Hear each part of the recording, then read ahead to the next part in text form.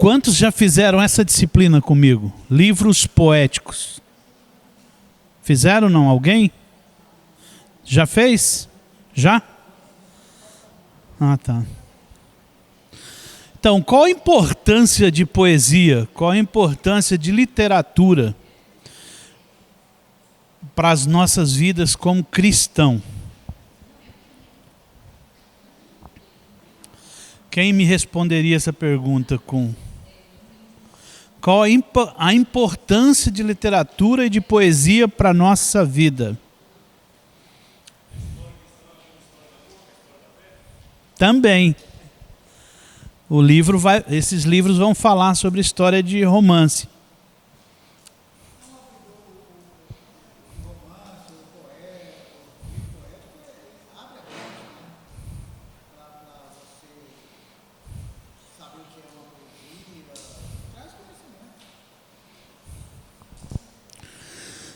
As pessoas que são bons em português, em literatura, geralmente eles são bons em todos os outros conteúdos.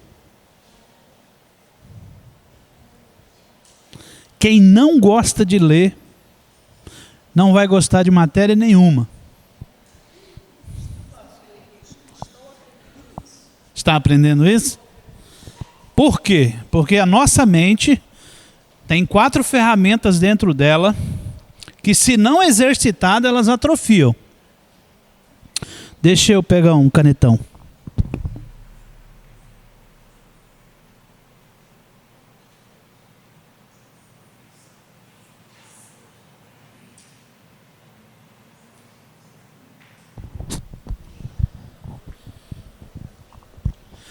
Então, a nossa mente tem 4 ferramentas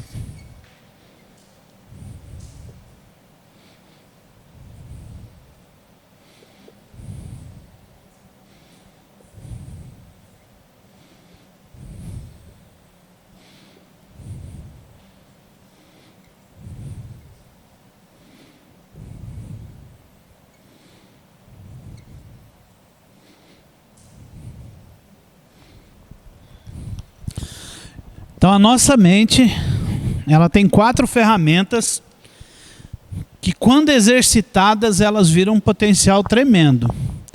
Então a autoconsciência, a consciência, a imaginação e a força de vontade são ferramentas que estão dentro da nossa mente. O que é autoconsciência? Autoconsciência é a capacidade que eu tenho de sair de dentro de mim e olhar as minhas ações como se de fora para dentro. A capacidade de julgar a mim mesmo e as minhas ações. O que é consciência? É aquilo que é formado das minhas vivências, né? E da vivência com os outros. O que é imaginação? É aquilo que faz com que a minha mente faça projeção. As gerações de hoje, elas, por usarem muitos recursos de vídeo, elas têm essa parte da imaginação prejudicada. Por quê? Porque as crianças preferem o vídeo do que a leitura. E qual a diferença se você vai aprender do mesmo jeito? É que com a leitura, as imagens, o imaginário, a imaginação é formado dentro de você. E no vídeo ele já está pronto, é externo. Você não precisa forçar a sua capacidade imaginária. E em que isso prejudica as pessoas? Elaboração de projetos, né? Planejamento futuro. Então, por isso que nós estamos sendo prejudicados hoje pela quantidade de imagem que nós temos, e a nossa mente não tem que formar mais. Então Jesus, quando ele ia ensinar os seus discípulos, sentava lá e falava assim, ó, vou contar uma história para vocês. Ele não tinha um data show como nós temos, para colocar imagem na cabeça das pessoas. E a história que ele contava fazia com que as imagens fossem formadas na mente dos seus discípulos. E ele conseguiu, gente, formar boas imagens? Conseguiu. Então, literatura, poesia, elas são fundamentais por quê? Porque capacita a nossa mente a extrair conteúdos, a desenvolver o seu imaginário, em tudo, interpretação e tudo. Então, quem não lê está sendo prejudicado. E o que eu tenho que ler? Tudo. Lê tudo. Gosta de política, gosta de dar uns pitacos na política? Leia o Capital de Marx, você vai saber o que é aquilo, né? Não é verdade? Leia a Bíblia sistematicamente. Então, assim, existe essa preocupação hoje em relação aos vídeos. E essa parte dos livros poéticos, por mais que quando fala em poesia nós pensamos naquela coisa melancólica, essa parte da Bíblia, os considerados livros poéticos, eles são uma parte extremamente interessante para nós, porque ele revela princípios tão profundos como revela os evangelhos ou os livros históricos. Só que na poesia eles estão de forma disfarçada, né? Não estão explícitas. Então é preciso imaginário para que nós possamos decifrar as verdades que estão por trás desses livros. Os outros livros, às vezes, está direto, está escancarado. Nele, não. Está disfarçado. Então, vamos lá. Então, vamos lá. Quais são os livros poéticos, né? Então, entra nesse grupo de livros da Bíblia chamado poéticos, o livro de Jó, o livro de Salmos, o livro de Provérbios, o livro de Eclesiastes e o livro de Cantares, ou Cântico dos Cânticos. Eu acho que um dos livros mais científicos que existe de toda a Bíblia é esse livro aqui, onde Deus manifesta o mundo espiritual, o mundo invisível, através de perguntas para o nosso amigo Jó, né? E nas experiências dele.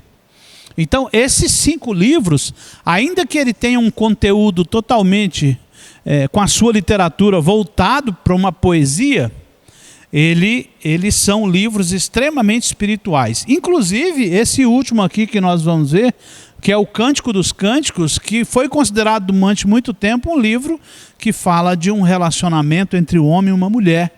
E durante muito tempo, pelos estudiosos da Bíblia, é considerado um livro que foi pornográfico, né? Hoje se revela uma história de intimidade entre Cristo e a igreja. Então, quando nós chegarmos lá, vocês vão ver que não tem nada a ver com aquela doçura que existe no relacionamento de um homem e uma mulher, mas sim com o relacionamento de Cristo e a igreja. Passando. Então vamos lá, gente. Olha só, isso aqui é bem importante. Enquanto nos livros históricos temos Deus se relacionando com a nação de Israel, nos livros poéticos o tratamento de Deus é com o quê? Com o nosso coração. Nos livros poéticos Deus vai falar com o coração. Os livros históricos Deus se relaciona com um todo, com uma nação, né? Através de um rei, através de um sacerdócio, né? Através de uma família, através de um grupo de pessoas representados. No livro poético a preocupação é o nosso coração. Então Deus vai falar individualmente com cada um. É por isso que existem interpretações diferentes sobre isso. Então, o destaque aqui vai ser o quê? Relacionamento individual. Seu com Deus é diferente do dele, que é diferente do meu, que é diferente do dela. Porque nós somos pessoas diferentes e Deus não se relaciona de igual forma com nós. Cada um ele tem um relacionamento diferente. Então aqui, até mesmo a disposição de cada um dos livros na Bíblia nos comunica algo. Então nós percebemos esse progresso espiritual. Então vamos lá, considerar essas diretrizes aqui para melhor entender esses livros. Então, nós devemos estabelecer isso para quê? Quando nós estudamos essa questão de poesia, e nós olhamos a nossa poesia, o nosso sistema literário, e olhamos o sistema literário do qual foi escrita as Escrituras, ele é muito diferente, não é isso? Eu não sei se lá caberiam todos, né? Não é verdade?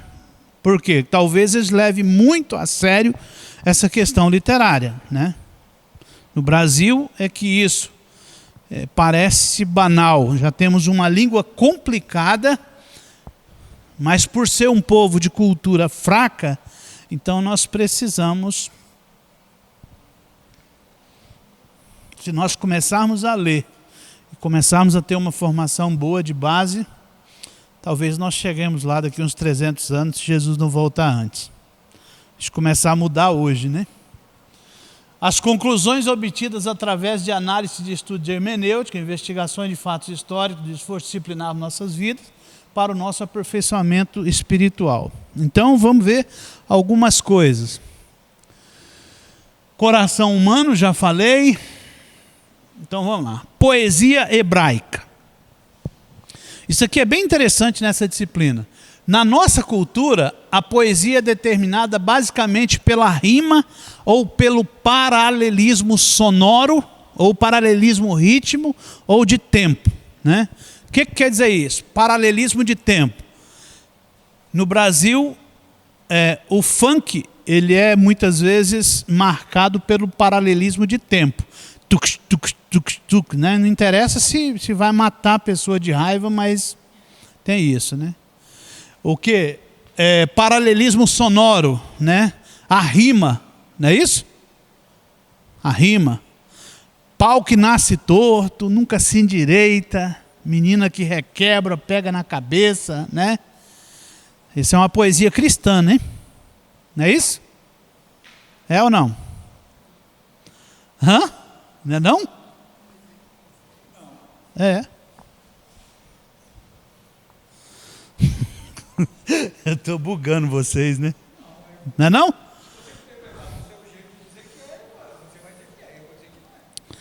Então lá de onde foi tirado. Os caras pegaram 2 textos da Bíblia, né? Juntaram o texto de Eclesiastes 1,15, aquilo que é torto não se pode endireitar, né? Com o episódio da menina que dançou na frente do rei e como recompensa da sua dança, ela pegou a cabeça do rei numa bandeja, né? Aí o compadre Washington, filósofo brasileiro, não é isso? A cultura do brasileiro. Vai vendo, gente, vai vendo. Eu estou trazendo isso aqui só para vocês verem como que é frágil a nossa cultura, tá? Então aí ele criou essa música. Será que eles ganharam dinheiro com isso, gente? E por que eles ganharam dinheiro? Porque eles acharam para quem vender, não foi isso? Sim. Achou para quem vender. E por que as pessoas compram? Porque satisfazem as suas mais profundas necessidades. Não é verdade? De consumir algo que lhe agrade. Se eu tivesse uma evolução cultural, se eu tivesse lido bons livros, né? Se eu tivesse uma cultura avançada, se eu tivesse investido em cultura, em literaturas boas, talvez essa música, essa poesia soaria ruim para mim, não é isso? Mas, como eu não li, eu sou um cara feito de barulho, então eu compro. É igual eu comprar aquela que o cara fica não sei quantos minutos na música fazendo tchê, tchererê, tchê, tchê, tchererê, tchê, tchê, tchererê, tchê, tchê. E ele vendeu também milhões. Faz parte da nossa literatura e da nossa cultura. São as canções que nós ouvimos na atualidade. E vocês já viram que às vezes a igreja copia esses hits para dentro dela? Já viram? Cara, quando eu vi aquela copiando Ai Se Eu Te Pego no gospel, eu falei, é o fim da nossa literatura cristã, né? Porque estão banalizando a mesma coisa, né? Por que eu trago isso? Para dizer que a nossa cultura literária, ela é marcada pelo paralelismo sonoro, ou seja, a rima. Pode não prestar o resultado e as conclusões literárias, mas se a rima for boa, vende, né? Sim, você nem entende. Nem entende. Você está sendo ali doutrinado por um ritmo que você não vê. Parece, né? Parece... Hoje, para mim, não, né? Porque já leio mais, já tenho... Conheci o Senhor, tenho uma nova criação. Então, para mim, isso não tem valor nenhum, né? Mas eu acho que no passado isso valeria a pena para mim, né? Por causa da ignorância e da falta do Espírito Santo, né? O duro é quando essas culturas estão dentro da igreja, né? Da igreja. Então a gente vê que o Senhor é preocupado com essa questão literária. Por isso que a Bíblia ela é extremamente forjada com rigor na questão literária. Os homens que escreveram a Bíblia, eles eram homens cautelosos, com linguagem e tudo. E fiéis aos assuntos que foram confiados à Bíblia, né? Então é interessante a gente estudar ela. Então agora vocês sabem de onde vem a música, né, o hit que vendeu milhões no Brasil. Eles tiraram algumas situações da Bíblia para fazer uma música que agradasse, né? Aqui eu trouxe isso como um ataque de Satanás aos valores literários, não é isso?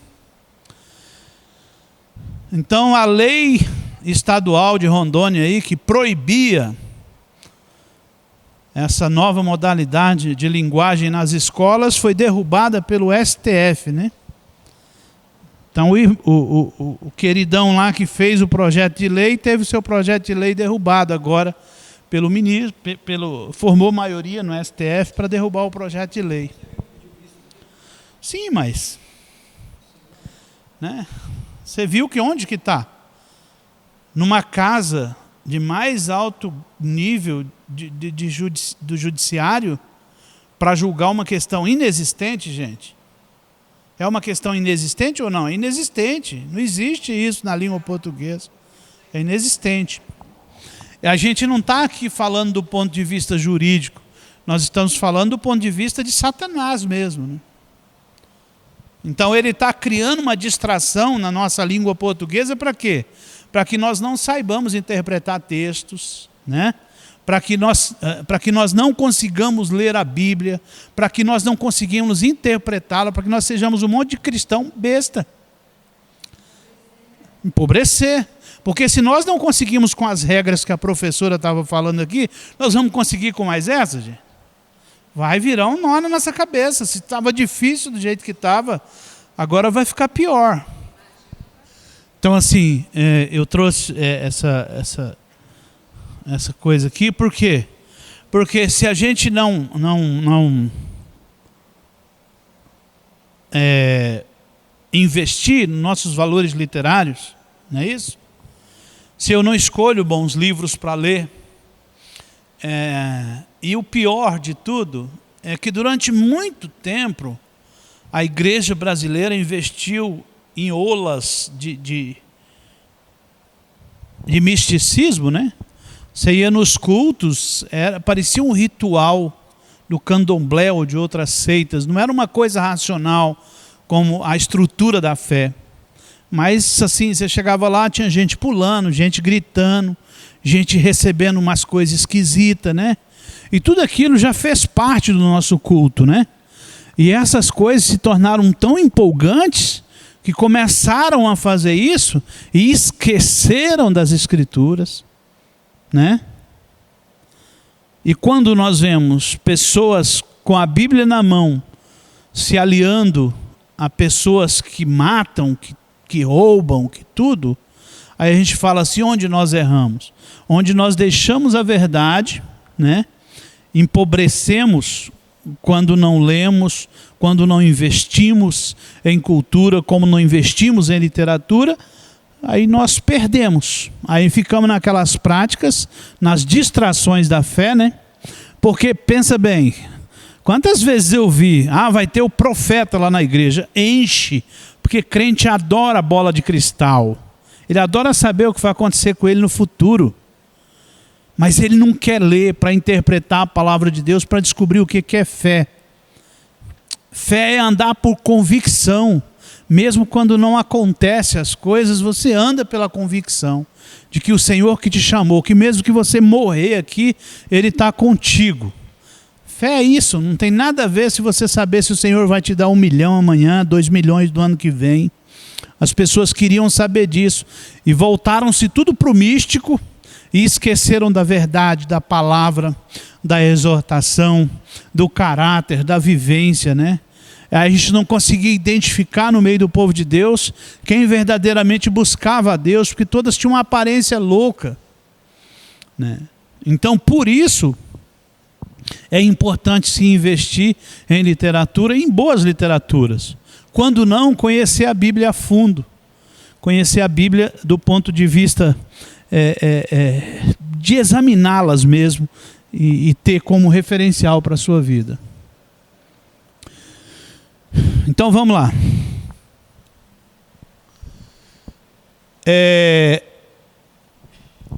Deixa eu voltar aqui, porque eu não sei se eu falei do... a poesia. Então a poesia brasileira é marcada por aqueles 3 elementos lá. Paralelismo sonoro, não é isso? O tum, tum, tum, tum. Pelo ritmo e pelo paralelismo de tempo. Ou seja, se rimou, tá ótimo. Ainda que a mensagem não seja boa. Mas se rimou, é samba, vai para o sambódromo, vai para a igreja, vai para qualquer lugar. Então as pessoas na igreja também não estão interessadas em fazer muita coisa, não. Se rimou, tá bom. Se ficou engraçadinho aos olhos humanos, é legal. Já na poesia hebraica, ela tem uma característica que é fantástica e nós vamos analisar elas, o paralelismo de ideias. Então você vai ver que às vezes no mesmo texto ele fala sobre o assunto, reforça esse assunto, cria sínteses sobre esse assunto. E parece que o texto não rimou, mas quando você olha para a ideia central do texto, e o que o autor quis foi construir uma verdade na sua mente a respeito daquele assunto.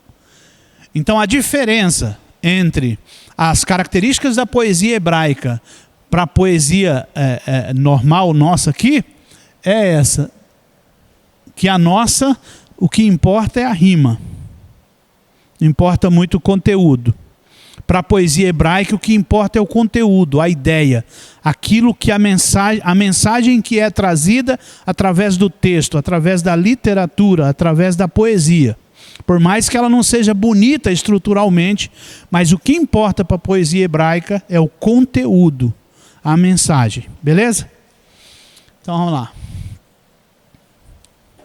Então nós temos aqui o paralelismo sinonímico ou completivo, onde se apresenta uma ideia que é reforçada pelo verso seguinte através da significação. Sinonímico, o que é um sinônimo? Vamos lá, a aula de português agora. O que é um sinônimo? É uma palavra uma palavra diferente que afirma a mesma coisa, não é isso?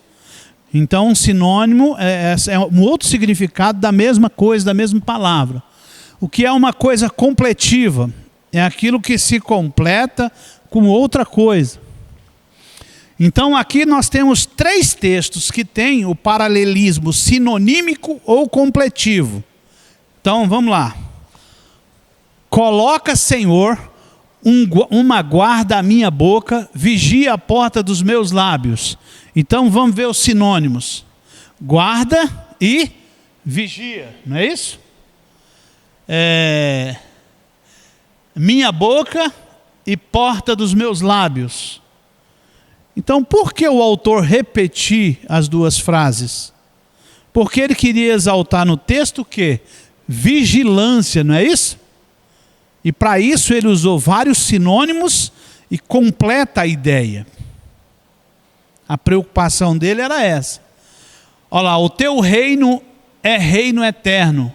Ele vai repetir, ele vai completar o assunto com a mesma, com sinônimos, mas querendo manifestar a mesma palavra. O teu reino é reino eterno e o teu domínio permanece de geração em geração. Então reino, domínio, não é isso? eterno, geração em geração. Então ele vai sempre repetir a frase com um sinônimo, completando o sentido que ele quis falar, completando a mensagem que ele quis transmitir. O texto não fica bonito, porque não tem uma rima, né? Não é isso? Mas o sentido do texto, para eles, era o que importava.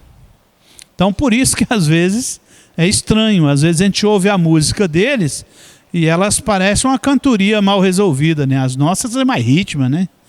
E as dele é mais esquisita. Para nós é mais esquisita, né? Então, vamos para a habitação do Senhor. Vamos adorá-lo diante do estrado de seus pés. Então aqui, estrado de seus pés, está falando de habitação do Senhor. Em cima, estrado dos pés. Ficou claro? Ficou claro? A diferença entre a nossa poesia e a poesia hebraica.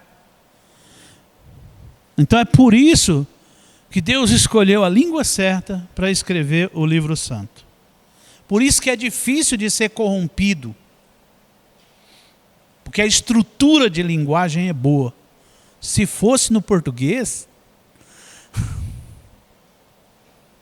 talvez nós daríamos uma outra interpretação aqui, né? Mas a língua tem uma estrutura rígida, né? Então lá, os próximos 3 exemplos vai falar de outra característica, paralelismo antitético ou contrastante. Esses palavrões aqui é só interpretar, tá? O que é uma antítese? Vamos lá, os alunos do ensino médio aqui do Dinâmico. Vai lá, Nicole. O que é uma antítese? Uma antitese, pode ser. Ficou mais fácil agora. O que é uma antitese? Uma tese contrária, né? Então, antitético ou contrastante. O que é algo que contrasta? Amor e ódio, isso.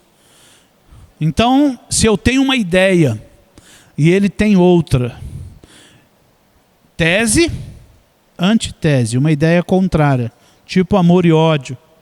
Então nós pegamos as duas, né, para formar uma ideia, não é isso? Vamos ver os exemplos? Também são características da poesia hebraica. O filho sábio dá alegria ao pai, o filho tolo dá tristeza à mãe. Não pareceu diferente? Mas ele quer falar de quê aqui? De sabedoria.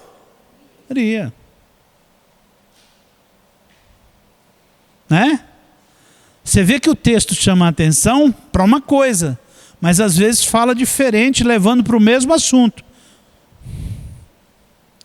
Segundo exemplo, a sabedoria está nos lábios dos que têm discernimento, mas a vara é para as costas daquele que não tem juízo. O que esse texto quer dizer? Se você usar a sabedoria, você vai apanhar menos. Ele usou uma antitese. Ele usou uma antítese para fazer isso. Uma afirmação e uma afirmação contrária para dizer a mesma coisa. Está dizendo, olha, se você não tiver sabedoria, você vai sofrer. Se você não buscar sabedoria para a sua vida, você vai sofrer. Essa é mais uma característica da poesia hebraica. A antitética ou contrastante. O Salmos 37:9 diz assim, pois os maus serão eliminados, mas os que esperam no Senhor receberão a terra por herança. Mal eliminados e os que esperam no Senhor, né? Então, está dizendo para você assim, se você ficar no Senhor, você vai ser recompensado, você não vai ser punido. Essa estrutura literária, foi dessa forma que foi formado os livros de sabedoria, e é dessa forma que é formado todos os livros da Bíblia. Com esse zelo, com esse cuidado, com a mensagem central. O Espírito Santo, na escolha dessa língua, o Espírito Santo, na escolha de Jesus como centro, Você pode ver que a Bíblia, do início ao fim, os livros que estão nela, eles são cristocêntricos, eles fazem referência ao Cristo. Por isso que tinha uma dúvida a respeito do livro de Cantares, que falava sobre as delícias do casamento, depois entende que é o relacionamento da igreja com o Cristo, né? Então é uma escolha, não é uma escolha por acaso. Vamos para mais uma?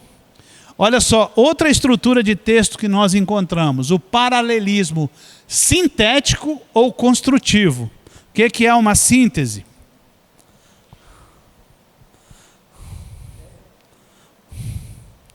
Uma síntese é o fruto de uma tese e de uma antitese, não é isso? É o resultado, o resumo, não é isso? É uma síntese. Então, paralelismo sintético ou construtivo, né? É o resumo daquilo que nós construímos, é o fruto da nossa busca. Então aqui ele trouxe 3 exemplos. Os olhos de quem zomba do pai e zombando nega a obediência à mãe, serão arrancados pelos corvos do vale e serão devorados pelos filhos do abutre. Entendeu? Ele dá uma tese, uma antitese e dá um resultado para isso no próprio texto, porque ele é um paralelismo sintético. Ele vai construir uma síntese. Se você fizer isso contra o seu pai e contra a sua mãe, você vai sofrer terríveis danos. Bom, né? Aqui mais um paralelismo sintético. Alguns confiam em carro e outros em cavalos, mas nós confiamos no nome do Senhor, o nosso Deus. Eles vacilam e caem, mas nós nos erguemos e estamos firmes. Aqui ele está construindo uma síntese de que quando a nossa confiança não está em cavalos, em apetrechos desse mundo, né? Quando ela está no Senhor, nós teremos vitória. Beleza? E o Salmo 51, tem misericórdia de mim, ó Deus, por teu amor, por tua grande paixão, e apaga as minhas transgressões. Vocês entenderam? As 3 características básicas aqui da poesia hebraica? Só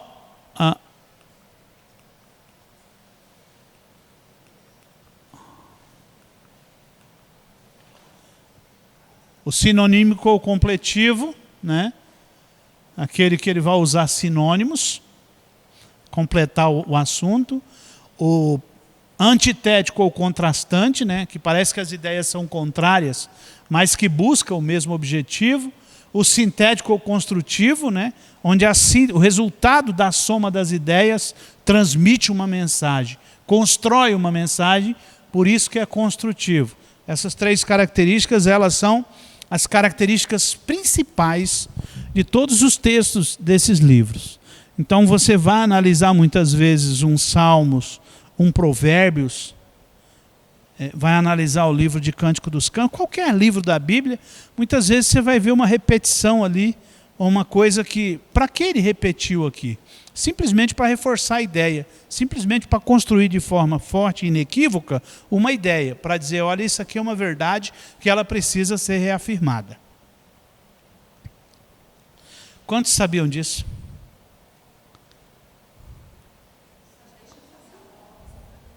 Não prestou atenção? Não viu? Talvez faltou.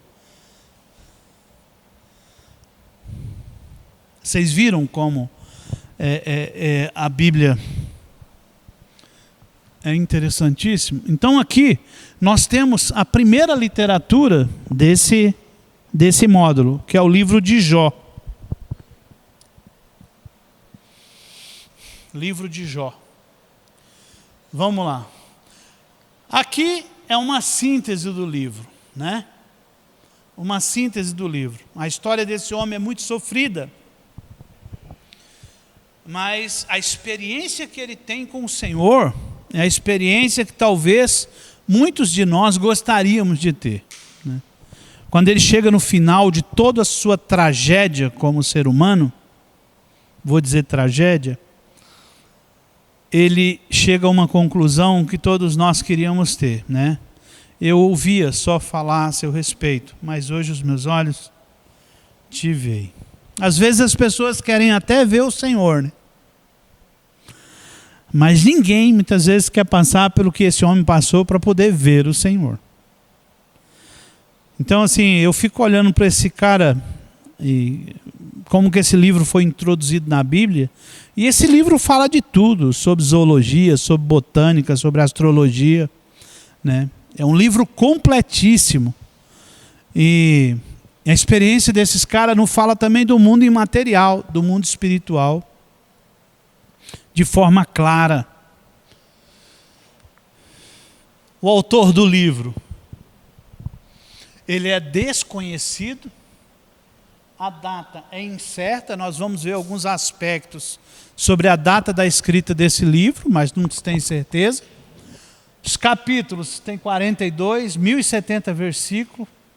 Os versículos-chave, o Jó 42, 5 e 6, né? Esse que da síntese ali. E o tema do livro é: por que o justo sofre?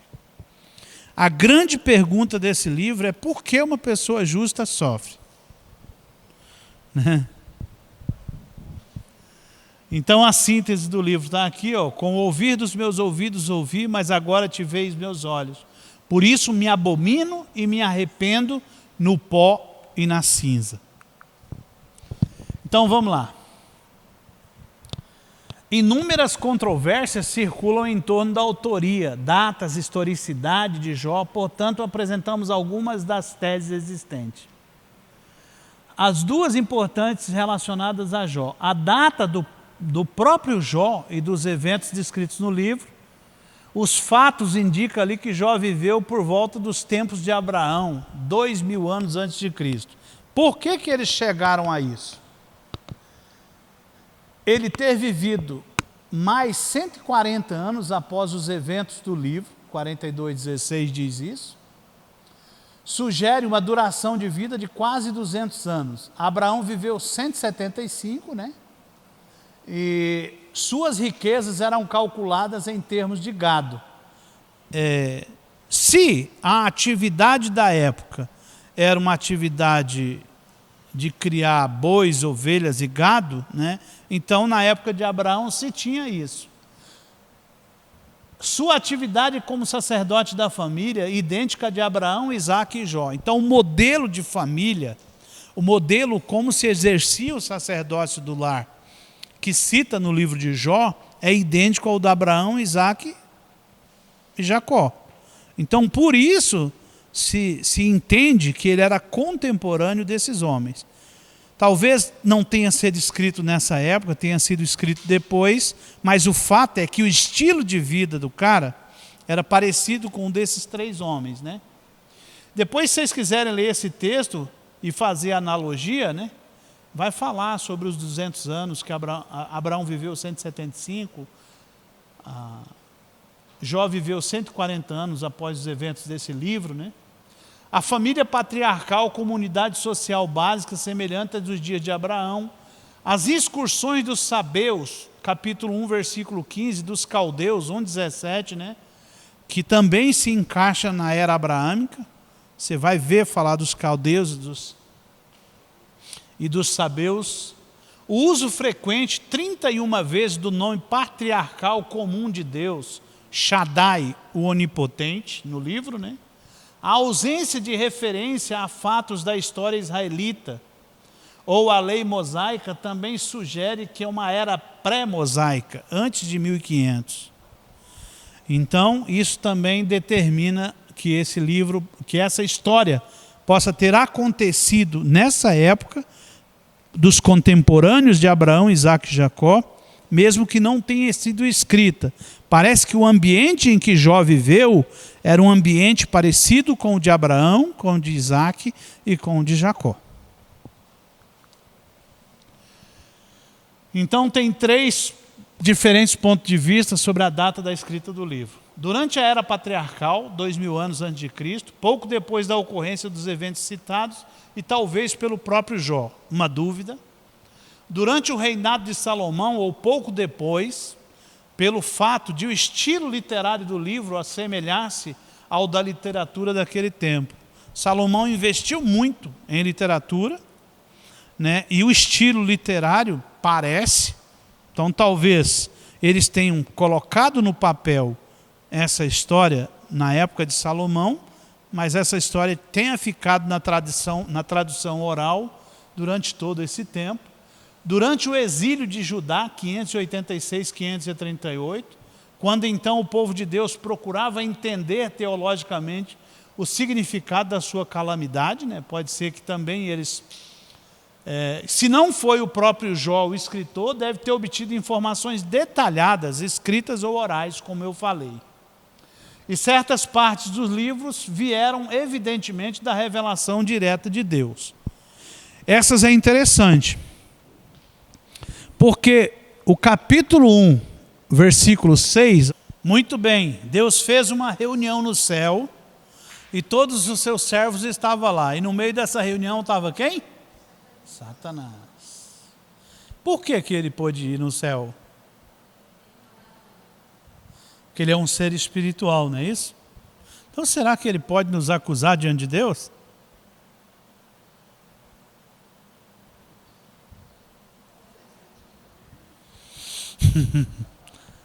Estou vendo aquele Jesus lá. O 2:10 é a segunda reunião no céu. E Satanás também estava lá. Então observemos os textos a seguir. Encontramos em Ezequiel 14, 14 e 20 a base para considerarmos Jó um personagem histórico e real, e Tiago 5:11 para um evento histórico real. Então Ezequiel 14, 14 e 20. É importante ler esse texto.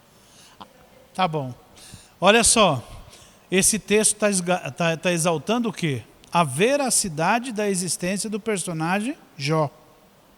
Não é isso?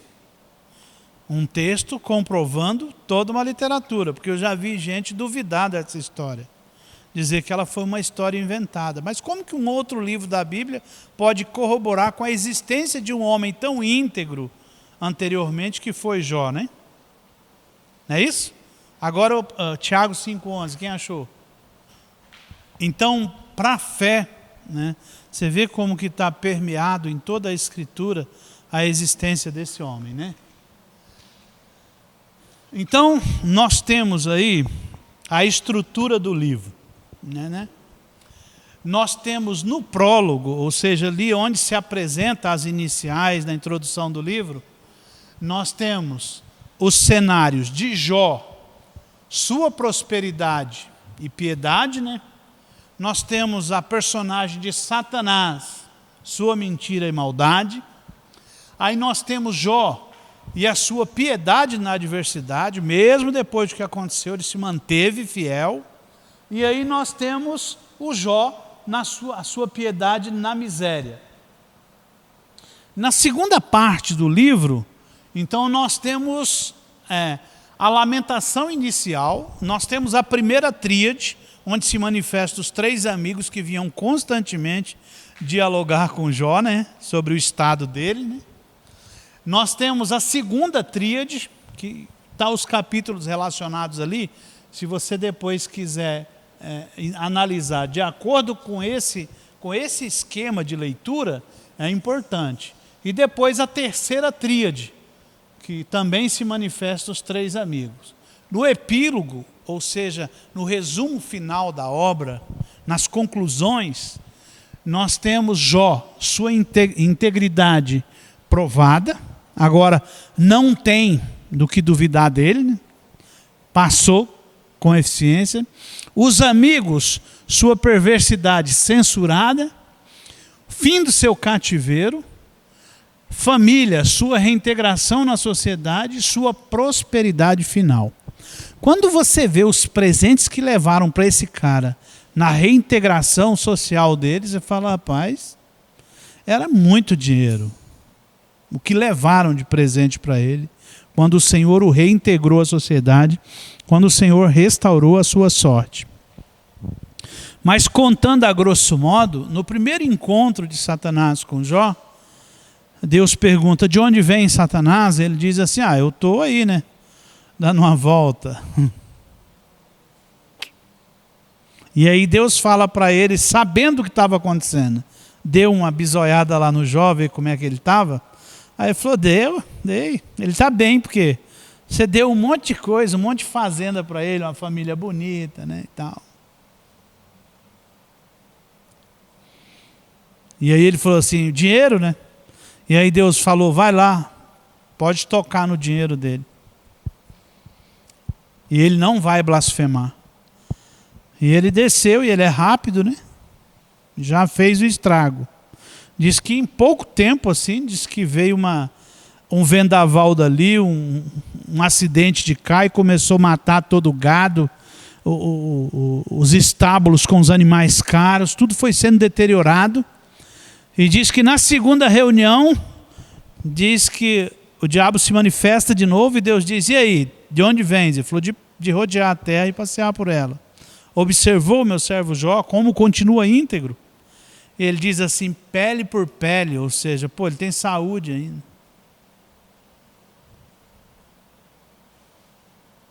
Ele tem saúde ainda. E aí ele diz, toca, só não toca na vida dele. E ele desce, o estrago é perfeito. Ter todos os filhos mortos é demais, né, irmãos? Assim, é cruel. E assim, ficar em carne viva, e em nenhum momento, né, intentar contra o seu Deus, e buscando entender em tudo isso o que tinha acontecido, né? E aí, todas as interpretações que nós temos desse livro, é que Jó foi provado por um simples medo que ele tinha no coração. Toda vez que os filhos chegavam das festas, diz que ele oferecia sacrifício. E dizia assim, será eles podem ter pecado lá nessas festas, né? E ele tinha medo de maldição.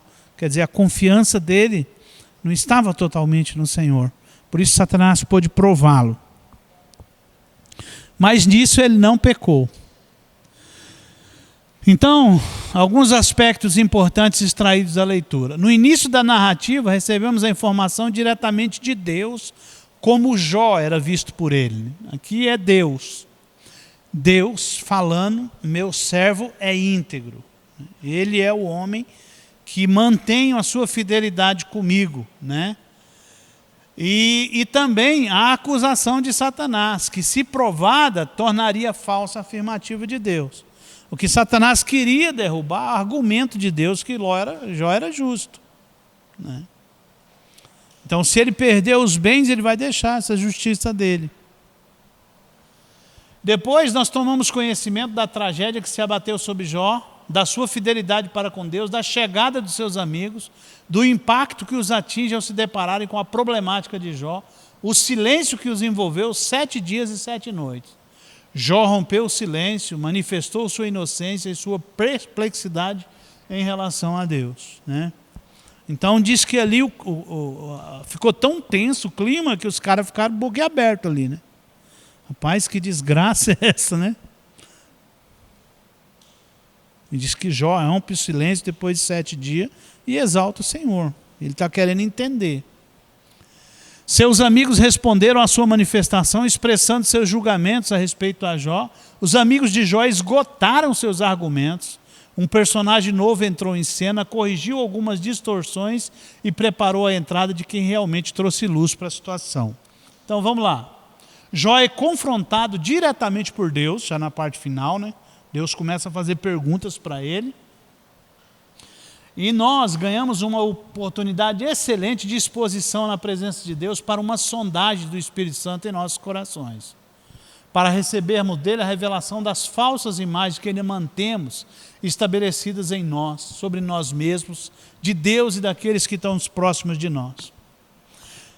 Infelizmente, irmãos, na atualidade, nós invertemos o culto, né?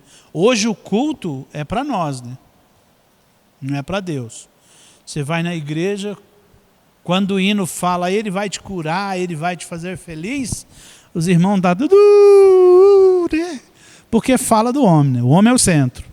Ele vai te prosperar, ele vai te glorificar, ele vai te cumprir todas as promessas que ele tem para você, porque você é especial, você foi ungido, você, porque você é. Culto é para nós. É assim a maioria dos nossos cultos ou não? Quando eles não são assim, eles têm poucas pessoas. Quando a exaltação é o Senhor é, eu não sou nada. Se o Senhor der, eu recebo. Ele é o centro. Mas na maioria dos cultos, o culto é para nós. O nosso culto, o culto que nós oferecemos ao Senhor, na maioria das vezes a personagem principal desse culto somos nós mesmos. Por quê? A influência de tantas distorções. Tantas distorções, de tanto modo terapia no meio do povo de Deus. Ai, tal, traiu a esposa. Ai, tal, foi um problema que aconteceu lá não sei onde, irmão. É falta de novo nascimento, irmão. Então, nós precisamos refletir sobre isso, sobre o nosso tipo de vida diante do Senhor. Para quem são as nossas ofertas? Às vezes o nosso culto ele só visa buscar recursos para nós mesmos.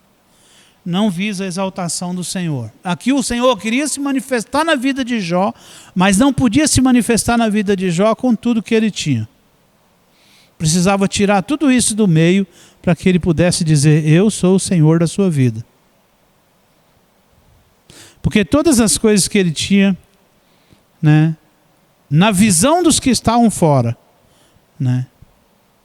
E eu tenho medo às vezes, porque é um cara que é crente, sabe? Quando ele está bem, ele está negociando, ele está ganhando um dinheiro, ele prega, você vê ele ministrando uma ênfase danada, né? E tal, uma animação. Quando ele faz 2 negócios ruins, que perde um dinheirinho, ele fala assim, acho que Satanás está bravo comigo. Cara, quem é seu Deus? Só faltou dinheiro 2 meses. É Satanás ou Deus? Se você tem o bom de Deus, por que não ter também o mal? Então a gente precisa entender isso. E hoje eu não tenho tanta dificuldade financeira como eu tive no passado, né? Mas esses dias eu estava lá em casa, eu e minha esposa numa reunião de célula, eu falei assim que às vezes eu ainda recorro a experiências espirituais do tempo de escassez, porque no tempo de escassez nós colhemos mais experiências espirituais do que no tempo de abundância.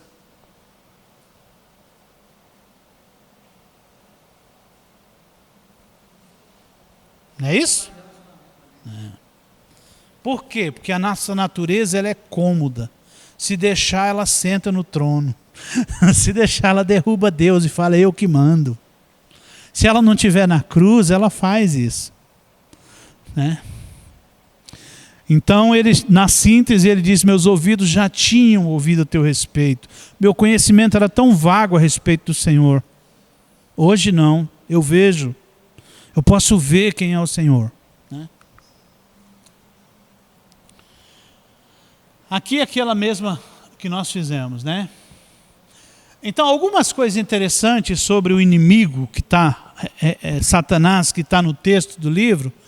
Então, nos textos a seguir, ele aparece lá em Apocalipse, capítulo 12, versículo 10, como acusador de nossos irmãos. Então, saiba você que Satanás tem um papel diante de Deus. É o que é? Acusar os irmãos. Então, todo dia ele pode ir diante de Deus e falar, olha, estou vendo a vida daquela mulher. E, né, posso mexer lá? Deus vai dizer sim ou não. Ué, não é isso que está dizendo? É ele que acusa os irmãos. A experiência de Zacarias 13, 1, 2 diz que ele acusa Josué, o sacerdote. Então ele vai diante de Deus para fazer o papel dele. Ele já é condenado. Então, quanto mais ele levar para o buraco, melhor. O poder concedido para provar o povo de Deus. Então aqui nós temos esses textos que mostram que foi dado um poder a ele. Cara, é esquisito isso, né? Dado um poder a ele, né? Que poder que foi dado? Qual é o poder que Satanás tem? Mas se eu não tenho do que acusar, ele tem poder?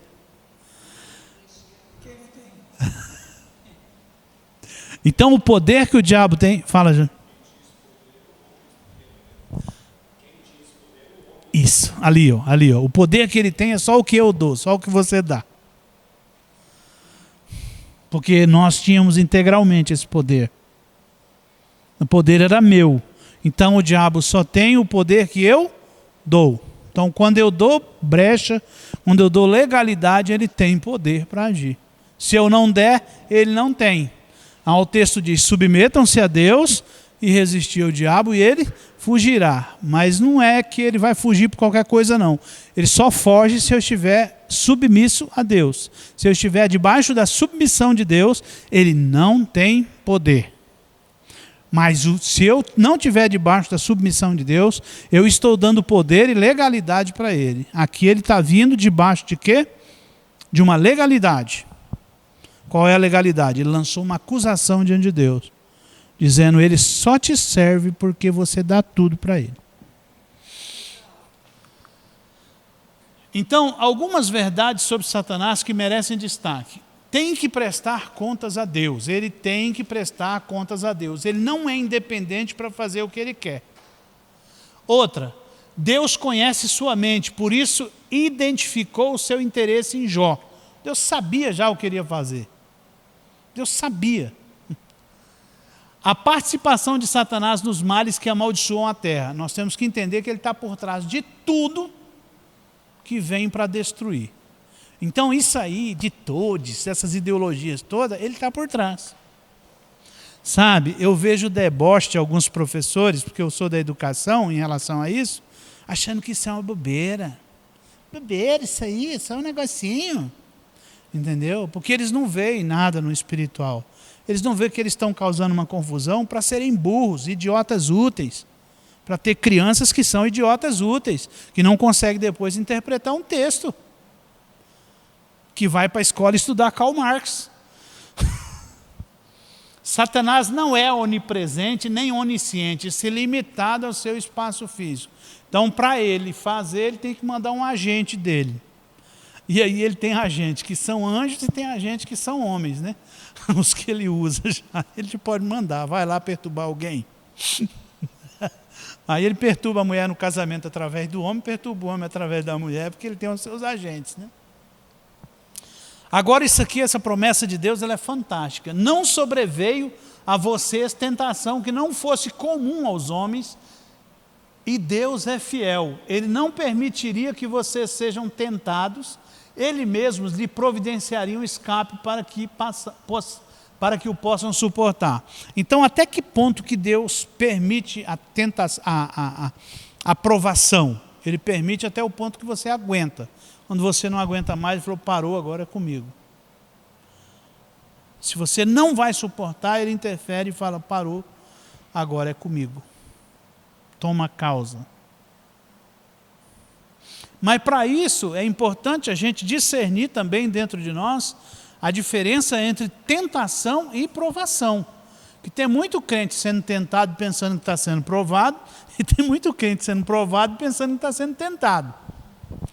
Não é verdade? Então a regra básica e fácil de manejar ela é, a tentação é de dentro para fora. Ninguém é tentado senão dentro do seu interior. Então passou um trem ali que tu gosta. Está onde? Lá dentro. Passou um trem ali que você não gosta? Você vai ser tentado por aquilo? Não. Pode botar uma pilha de dinheiro ali. Se você não tem corrupção dentro do seu coração, fica ali, ou você vai procurar o dono. Já viu algumas pessoas pobres, às vezes com necessidade, passando fome, encontra a carteira recheada de dinheiro e devolve? O diabo não pode usar uma pessoa dessa, porque ele não tem corrupção.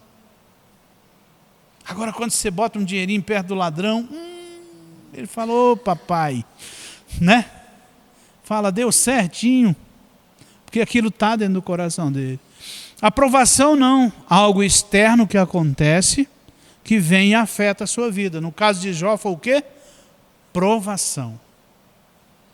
Ele era íntegro no seu coração e algo externo aconteceu. Veio uma coisa de lá de fora e atacou a sua vida. Não é algo de dentro.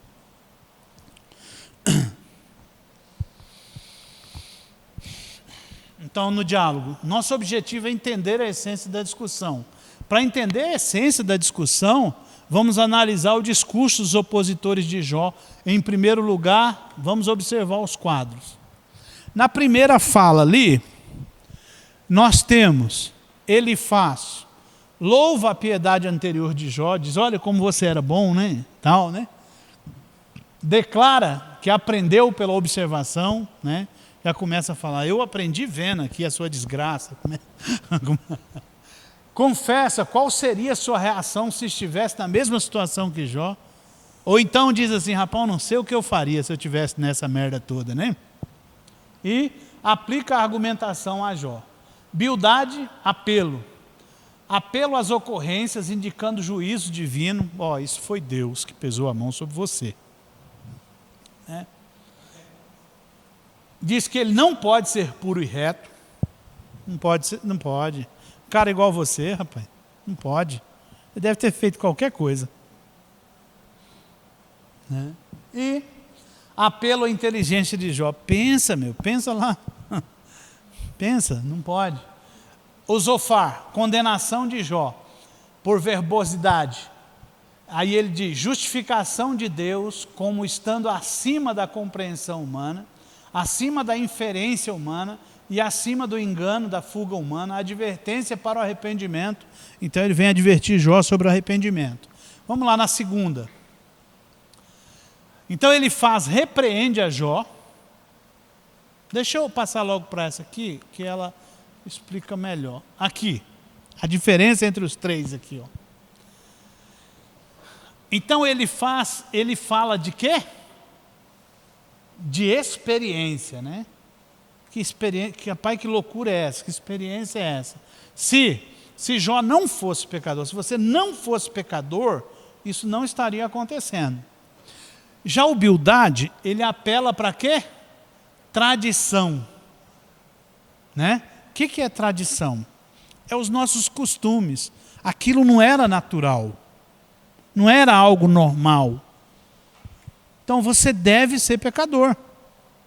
O que aconteceu com Jesus quando ele veio? Tradição é pior do que incredulidade. Porque Jesus, o maior impedimento que ele teve do evangelho dele foi os religiosos. Por quê? Por causa da tradição. Porque a tradição judaica era maior do que Jesus. Quando Jesus viu que aquela desgraça da tradição deles ia acabar com o evangelho dele, ele anuncia o quê? Quem não deixar pai, mãe, irmãos, por amor de mim, não é digno de mim. Ele está dizendo, quem não deixar todas essas tradições do passado e entender que eu sou o Salvador, não é digno de mim. Então aqui está o cara estribado naquilo que aconteceu no passado e que podia estar acontecendo na vida de Jó. Então, pelo meu conhecimento e pela tradição, você é um hipócrita. Olha que afirmação bonita, né, para quem está se lascando, né? Legalista, religioso, conferencista, voz da história, né? E o Zofar, aí fica no campo da suposição. Quando você está na pior, chegam 3 caras desse jeito, como que você se sente? Aí chega um e sai outro, entendeu? Aí ele diz, sofrimento é decorrente da justiça de Deus. Deus deve estar zangado com você. Dogmatista religioso, intolerante, cheio de convicções que são apenas suposições, se não conclusões refletidas, voz da ortodoxia. É pecador e merece sua aflição. Aceita que dói menos. E o problema deles com Jó é que Jó dizia, não pequei. Não pequei. E ele dizia, pecou. Se não pecou, não está acontecendo isso. Né? Era os amigos. E Jó ainda orou por eles.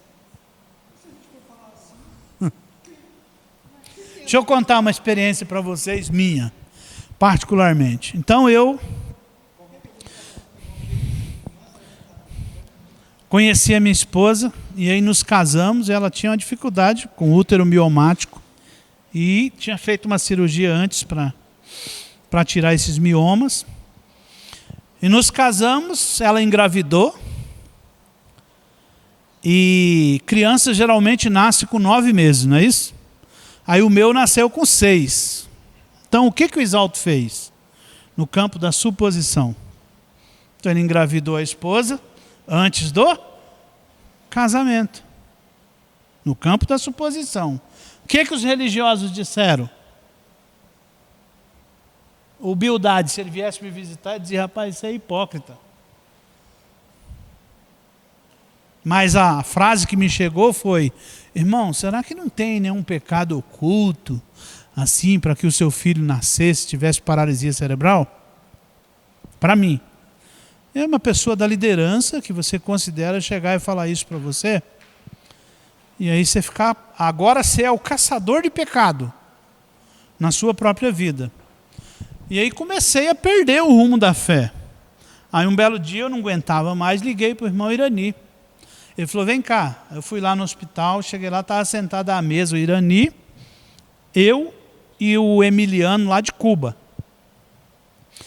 Aí o Irani foi chamado. A hora que eu comecei a contar a história para o irmão Irani, o Irani foi chamado no Monte Sinai e ficou eu e o Emiliano só. Aí o Irani falou assim: Isalto, conta para o Emiliano, que ele está habilitado a te ouvir. Aí o Irani foi para lá, rapaz, na hora que eu comecei a história, ele falou: pode parar, irmão. Não existe condenação para quem está em Cristo Jesus. Ah, mas não existe, irmão. Para com esses argumentos. O texto diz: agora, pois, nenhuma condenação há para aqueles que estão em Cristo Jesus.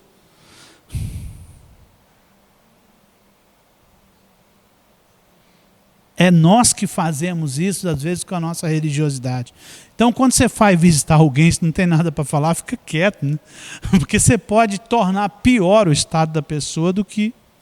E simplesmente essa forma dura do Emiliano me tirou da condenação que já tinham me lançado.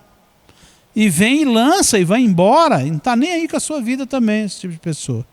Mas eram os amigos de Jó.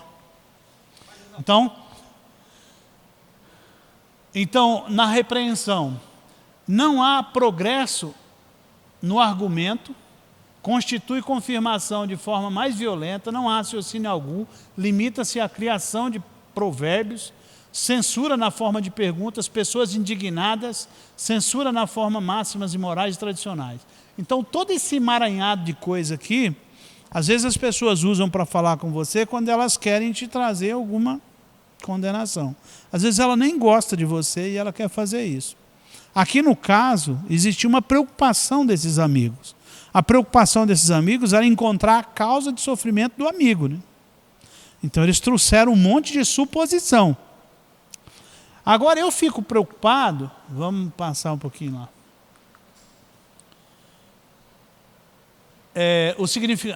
Jó não deveria conhecer a explicação do seu sofrimento. O plano divino era levar Jó a apoiar-se no próprio Deus, independentemente de explicações. Isso é fé. Então Jó nem precisava ter buscado essas. Ele devia ter mantido. Então diz que depois da segunda,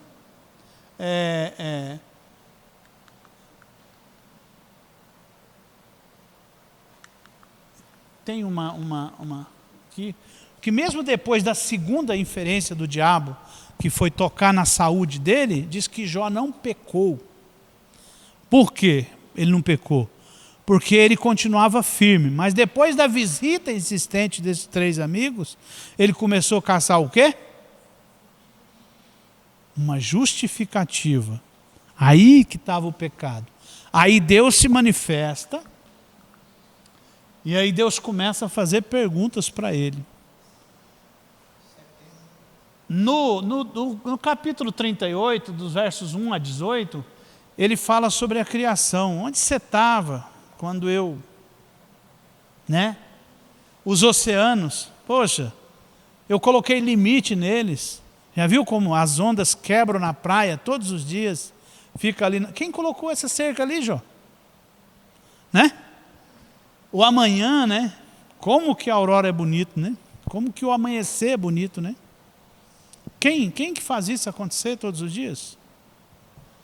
As fontes ocultas. Aí ele vai aos céus, luz e trevas, os elementos do céu, as estrelas. Ele começa a dizer onde você estava quando a terra foi formada. E Deus vai fazendo um monte de perguntas, porque Jó estava procurando respostas. Deus vai fazendo um monte de perguntas que ele também não consegue responder. E aí, as estrelas e o zodíaco, as leis da natureza, né? Animais e aves de rapina. Então é uma aula de tudo aqui, né? E Deus faz todas essas perguntas. Depois que eu postar os slides lá no grupo, aí se você quiser analisar uma por uma das questões de Deus lá, aí você vai entender. Aos casos especiais, malfeitores e orgulhosos, o hipopótamo, Leviatã, né? Esse monstro dos mares que só aparece no livro de Jó, né? E aí, o próprio Deus identifica Jó, servo irrepreensível, íntegro, temente a Deus e que abomina o mal. Seus pronunciamentos mais profundos nem sempre respondem, ele faz Bildade e Zoar. Expressam muito mais o lamento de uma alma desolada, de um Deus que não pode ser encontrado. A alma sincera, desejosa de encontrar Deus, encontrou o resultado, uma poderosa percepção da infinita sabedoria, autoridade e santidade de Deus. Na conclusão desse livro, então nós temos, nossa atenção está na reprovação divina sobre os consoladores de Jó, sobre eles a ira de Deus. Por quê? Depois do terrível ataque de Satanás sobre Jó, sobre ele ainda se pode dizer, em tudo isso Jó não pecou com seus lábios, mas a exposição de Jó às palavras aparentemente piedosas, proferidas por seus 3 amigos, o levaram a pecar com seus lábios. Né? Com os lábios. O fato expressa os aspectos de transformação, vindicação e reintegração. A transformação manifesta-se em relação ao caráter de Jó, como ouro purificado no fogo. Diante de seus amigos, a vindicação de Deus, chamando o meu servo, o faz sacerdote, através de uma prosperidade maior que a inicial, foi estabelecida a reintegração. Então é muito difícil quando você está passando por alguma luta e chega alguém e diz, tadinho, você não merece estar passando por isso. Aí você fala, não mereço mesmo não. E aí, quando você começa na exaltação do eu, aí começa toda a tragédia. Em toda luta, o caminho da desgraça na luta contra é o eu. Se nós exaltarmos ele, nós perdemos na batalha espiritual. Não existe bem nenhum em nós. Mas você quer ver que nós achamos que são bons? Sua esposa chegar para você e dizer, Jesus, você não presta. Você vai falar, epa, para aí que eu tenho alguns atributos aqui que, rapaz, vê lá o que você está falando, né? Porque nós achamos que nós valemos alguma coisa. Só que a gente sabe que a gente não presta. Se a gente for prestar atenção, a Bíblia diz, não habita bem algum. A única coisa que tem em você que presta é o Espírito Santo de Deus. O resto é resto. Todas as vezes que você achar que você tem algum mérito, você está perdendo. Às vezes eu vejo o crente dando testemunho, eu tinha uma vida boa. Não converteu não, fofo. Não tem, não tinha, não era bom não. Não era bom. Eu nunca fui assim muito pecador, não. Gente, que é isso? Será que esse eu morreu? Será que esse eu morreu? Né? Então, essa teologia, o que eles chamam de teologia coaching de hoje, ela visa dizer que o ser humano não é tão ruim. A gente pode fazer alguns reparos em você. Você me compra 10 sessões, que eu melhoro o seu casamento. Até que ponto a minha mensagem pode estar contaminada pelo meu eu? Entendeu? Sim, mas não precisa nem ser coach. Qualquer manifestação do eu na palavra estraga ela. Porque as pessoas querem pregar um evangelho que não leva a pessoa a reconhecer que é pecador, que não presta. Se a pessoa não reconhecer isso, não tem como acontecer o novo nascimento. Agora, se você pega a pessoa ferrada financeiramente, ministra a bênção sobre ela, ela é abençoada, ela começa a fazer parte do corpo de Cristo, ela não converteu. Não houve um momento que ela entregou a vida dela para o Senhor. Aí eu sempre falo na minha célula, não deixe essas pessoas frequentar a reunião sem tomar uma decisão pelo Senhor. Daí a pouco eu vejo essas pessoas que não entregaram suas vidas para o Senhor tornar-se domésticos da célula. Aí parece o grupo de que todo mundo é igual. Oh, que os amigos, tal, os amigos. Oh, célula, tchac, tal. E todo mundo é igual. Daqui a pouco todo mundo é filho de Deus. Daqui a pouco começa a manifestar umas coisas que não é de filho de Deus. Será que aconteceu? O irmão caiu da fé? Não, ele nunca entregou a vida dele para o Senhor. Por isso as coisas estão acontecendo agora, gente. Tem isso, a pessoa chegou, você fala para ela, Deus, Ele tem um reino, o reino dele está firmado sobre o seu trono, e as bases do seu trono são eternas, são sobrenaturais, estão acima de nós. Ele não precisa de você, é você que precisa dele. Você que é o afundado no pecado. O pecado te fez separação. Se você quiser entregar a sua vida, o domínio dela para o Senhor nessa noite, Ele te convida. Você quer? Acho que não. Então não tem. Não tem o reino de Deus. Tem que deixar essa pessoa ciente que ela não tem o reino de Deus. Se você entregar, você tem. Se você não entregar, você não tem. Você pode ser um doméstico da fé, mas você não é filho. E aí é perigoso. Quando as pessoas se acostumam com a casa de Deus, porque chega aqui, existe uma unção fluindo de Deus no louvor, e aquele ambiente se torna agradável, porque existe manifestação de Deus nas pessoas. E às vezes você está cheio de Deus, você dá um abraço nessa pessoa, e diz uma palavra do céu para essa pessoa se encanta com isso, tá? E aí essa pessoa chega em casa, ela está no vazio. Se você não pregar a palavra para ela entender por que isso acontece no meio do povo de Deus, por que essa presença pode estar nela, gente, então enfraquece o reino de Deus por isso. As pessoas não têm tomado a decisão. E aí, o que acontece depois? As pessoas não amam a Bíblia, não amam a oração, não amam as disciplinas espirituais como o jejum. Aí crente que não jejua, que não lê a Bíblia, que não ora, vai dar o quê, gente? Pode falar para mim. Vai dar nada.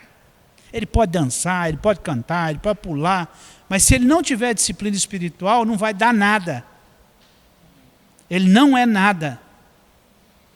Porque ele não tem prazer no Senhor. Ele não gosta das Escrituras. A Escritura dá sono nele.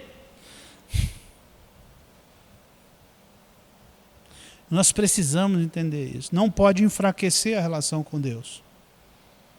Por isso que a mensagem de João Batista, ela era um tapa no peito. Aqui não, violão, né? Raça de serpentes venenosas.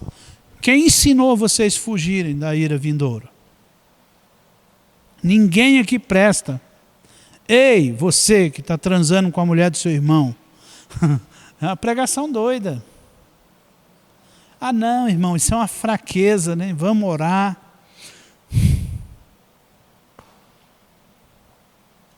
Aí se o jovem chega lá, prostitui, é fornicário, e você trata isso com normalidade, tem que chegar lá e falar para o rapaz, está na mão do cão, hein? Está andando abraçadinho com ele, né? Outro dia, veio se aconselhar comigo, estava na bike aqui andando, aí ele falou bem assim, irmão, essas mulheres aí, eu falei, rapaz, olha só, rapaz, o dia que você parar de colocar a culpa nas mulheres e dizer assim, o fornicário sou eu, o pecador sou eu, vou entender que houve arrependimento em você. Enquanto você estiver caçando argumento para colocar a culpa nos outros pelo seu pecado, é a marca de que você não conhece o Senhor e nunca se arrependeu. Não é isso? Nunca se arrependeu. Ah, e tal, aquelas irmãs se vestem. Rapaz, pode se vestir, santo é santo vestido e é santo pelado. Se estiver me incomodando muito, eu saio de perto. Mas se eu conheci o Senhor, e eu quero viver piamente com Ele. Isso. Então, assim, o enfraquecimento do Evangelho é isso. Primeiro, nós tornarmos comum o pecado. Ele não é comum, é um acidente cósmico, espiritual, que destroçou a terra e as relações. Nós precisamos entender isso. E a única pessoa que tem poder contra o pecado é Jesus. Quer ser livre do pecado, entrega a sua vida ao Senhor. Mas Ele tem que ser o Senhor da sua vida a partir de hoje. Então Ele vai mover a sua vida, Ele vai tirar os empecilhos, Ele vai promover a santificação e você vai ser livre em nome de Jesus. Essa é a nossa aula de hoje. Para quem não dormiu, meus parabéns.